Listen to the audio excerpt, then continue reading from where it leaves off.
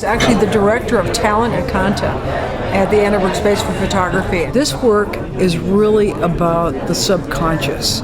It's about images that don't exist in reality. A lot of these images, they are something that exists in the imagination. Paul Lang, who said, I was in shooting fashion for many years. That was my genre.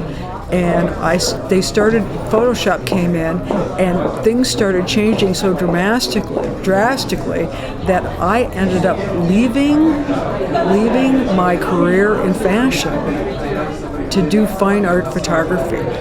J'ai un oncle qui m'a emmené dans sa chambre noire voir comment il révélait ses photos. Et l'apparition de l'image là, dans le révélateur, ça a été pour moi une affaire de magie. J'ai fait de la photo publicitaire pendant 30 ans. Et quand le numérique est arrivé, ça a été enfin ce que j'attendais depuis 30 ans, la possibilité d'avoir un art total, c'est-à-dire qu'en fait d'être photographe, ce qui était quand même ma vocation de base, et de retrouver le côté magique, donc de recréer un monde d'illusions, et d'avoir le pouvoir du peintre devant une toile blanche, c'est-à-dire de pouvoir tout reconstruire et surtout éliminer tout ce qui me gênait, ce qu'à l'époque on ne pouvait pas faire. On essaye d'étendre à l'infini notre pouvoir, enfin en tout cas l'affirmer par la construction, et quand on pousse vraiment à l'infini, on retourne au sable.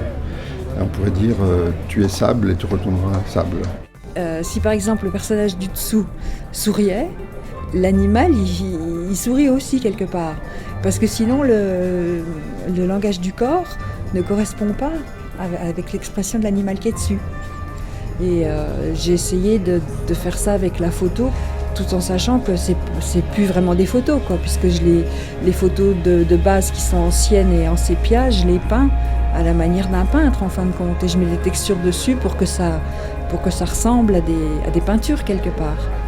Donc c'est de la photo, c'est de la peinture, c'est un mélange des deux, mais en tout cas c'est numérique, quoi.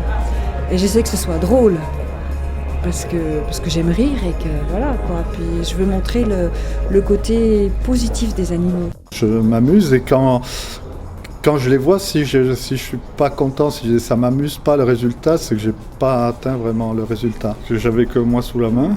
Et ensuite, comme je débutais, j'estimais que j'étais pas assez satisfait de ce que je faisais pour imposer à d'autres personnes de poser pour moi ou de faire des tentatives sur eux. J'aime bien qu'il y a deux niveaux de lecture dans une image, c'est-à-dire on a une première impression, et ensuite il y a un détail. Là c'est un gros détail dans ce cas précis, mais souvent il y a un petit détail qui fait qu'on voit autre chose de différent, et qu'il y a autre chose qui passe dans l'image.